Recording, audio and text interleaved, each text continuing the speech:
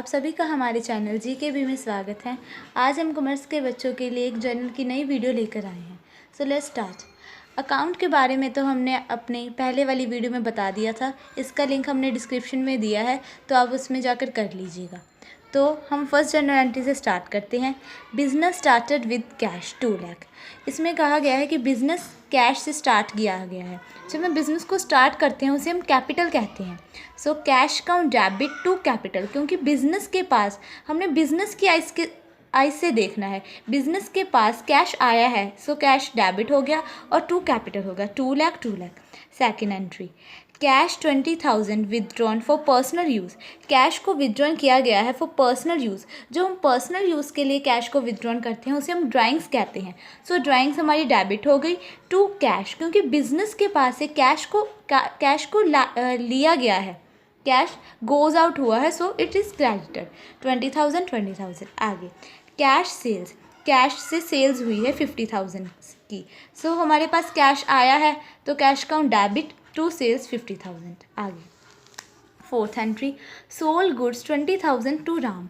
हमने राम को गुड्स को सेल किया है 20,000, बट इसमें कहीं नहीं दिया गया है कि फॉर कैश, कि हमने कैश पर दिया है। जब कैश नहीं दिया गया हो तो हमें समझ लेना चाहिए कि हमने राम को क्रेडिट पे दिया है। So Ram account debit to sales, क्योंकि राम ने गुड्स को रिसीव किया था। हमने बताया था कि जो रिसीवर होता है उसे हम डेबिट करते हैं। So Ram account debit to sales 20,000।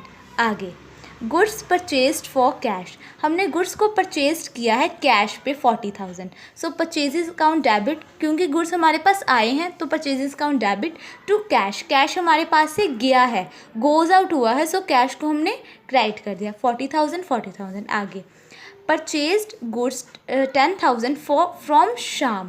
इसमें कहीं नहीं दिया गया है कि फॉर कैश, कैश से हुआ है परचेज गुड्स, इसमें श्याम दिया हुआ है अकेले, तो हमें समझ लेना चाहिए कि हमने गुड्स क्रेडिट में शाम से लिए हैं। सो परचेजेस अकाउंट डेबिट, क्योंकि गुड्स हमारे पास आए हैं तो हमने परचेजेस कर दिया, क्योंकि हमने रूल्स में समझा था debit what comes in.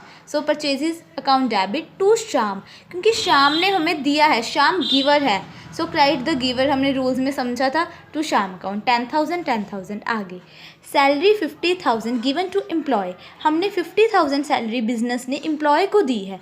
Salary हमारे लिए एक्सपेंस हो गया, सो हमने नॉमिनल अकाउंट के रूल्स में पढ़ा था कि debit all expenses losses. So salary account debit to cash, cash हमारे पास से गया है, क्रेडिट व्हाट गोज़ आउट जो हमने रियल अकाउंट के रूल्स में पढ़ा था टू कैश अकाउंट 15,000। आगे रेंट रिसीव्ड 20,000, हमने ना इसमें उलझना नहीं है। जैसे हम पढ़ लेते हैं रेंट हमने रिसीव किया है बिजनेस ने, तो हमारे इनकम होगी। जब रेंट पे हो जाता है, पेड आ जाए, तो वो हमारी एक्सपेंस हो गया। रेंट रिसीव्ड हुआ है तो वो हमारी इनकम होगी।